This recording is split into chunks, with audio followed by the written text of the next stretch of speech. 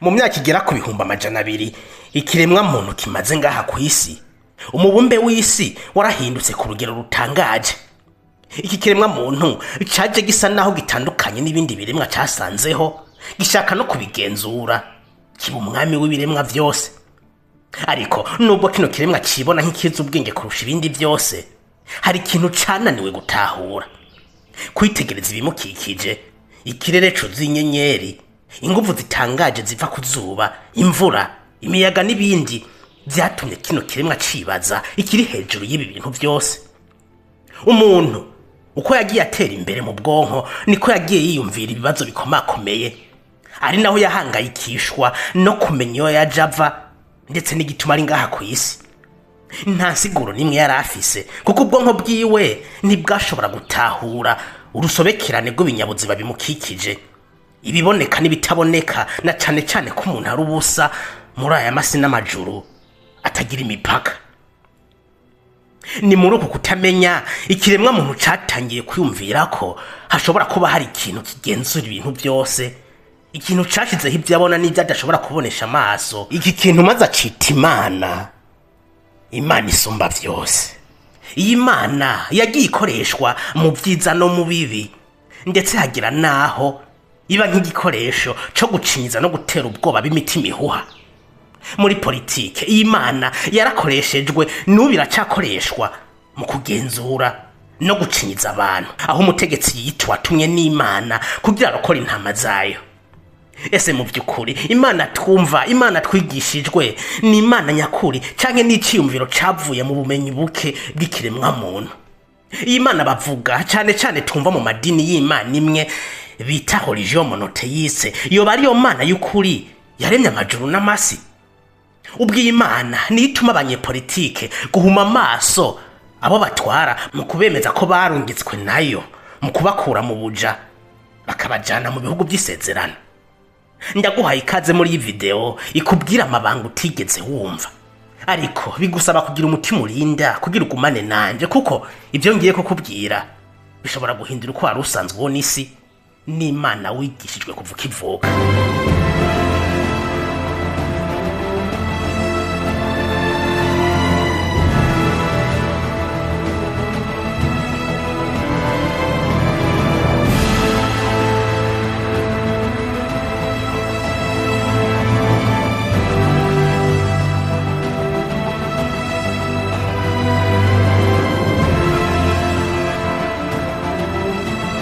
Byose bitangura mu myaka miliyaridi 14. Ico gihe habaye ikintu catanguje ibi vyose tubonesha amaso n'ibindi bidusiga tudashobora gutahura.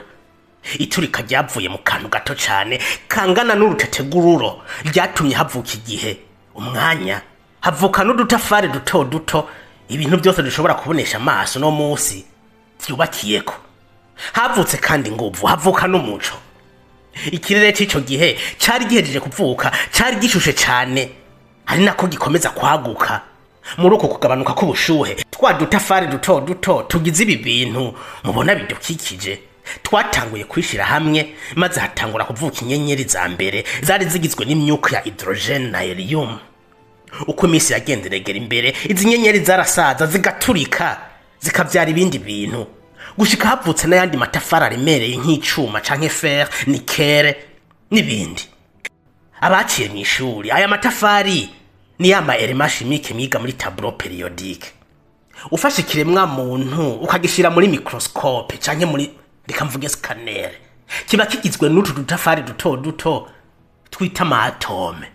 Ufashe kandi ikindi kiremwa, reka dufate nk'igiti canke ikindi kintu, ukakiraba neza muri microscope, usanga naco nyene kigizwe na tuno dutafari.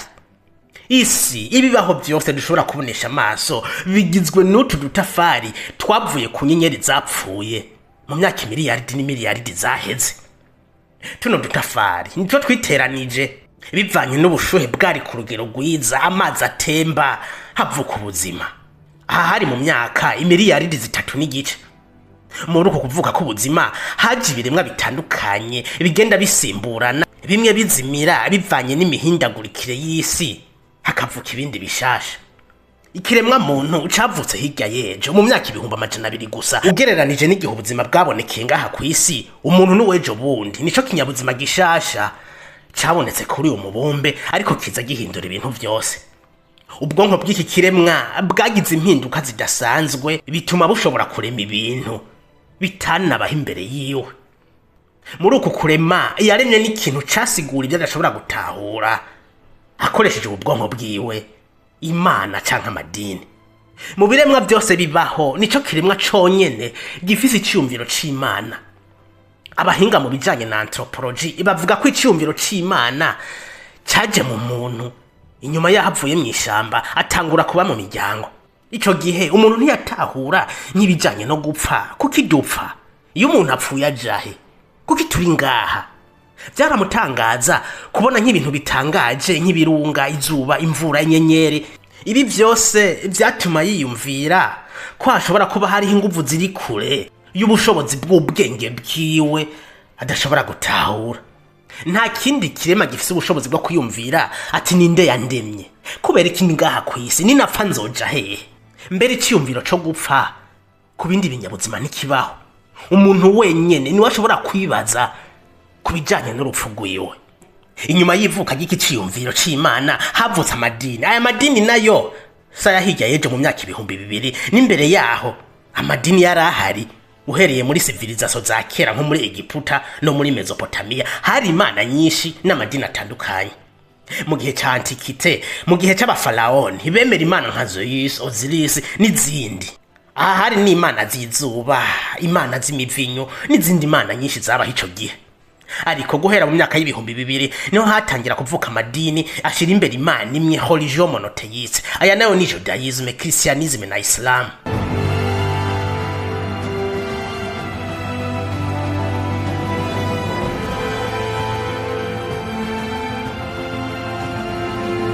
Ariko hari n'ayandi madini atemera imana imwe ahubwo yemera inguvu z'ibidukikije, la force de la nature.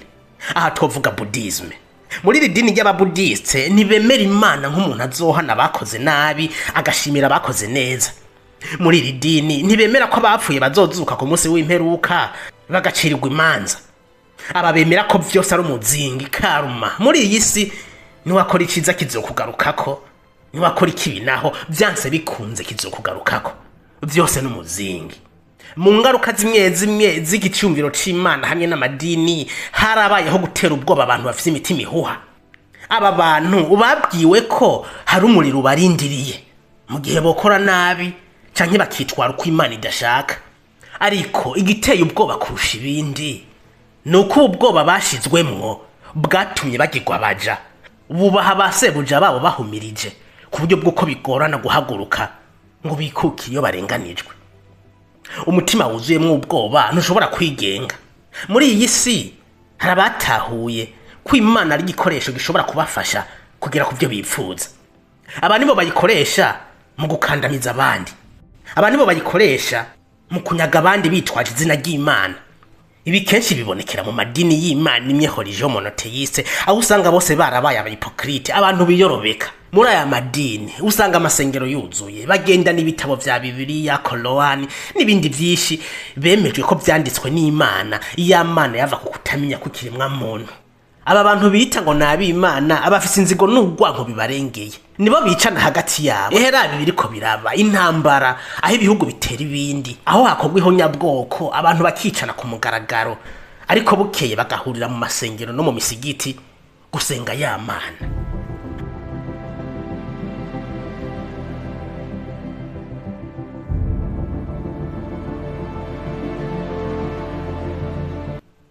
Bazokubwira ko ubutegetsi bwose buva ku Mana. Bazokwemeza ko Imana ariyo yitoraniriza abungere b'intama zayo. Aba nibo batahuye Imana nyamana. Aba nibo batahuye ko Imana twigishijwe yibera mu bwonko bw'umuntu gusa. Aba nibo batahuye ko Imana ishobora kubabera igikoresho cyo kugumiza mu bwoba abibwira ko niyo bazorenganywa, bazobona impembo ku munsi w'imperuka, na cane ko bazi neza ko iyi satari yiwabo. Iwaba ari mwijuru.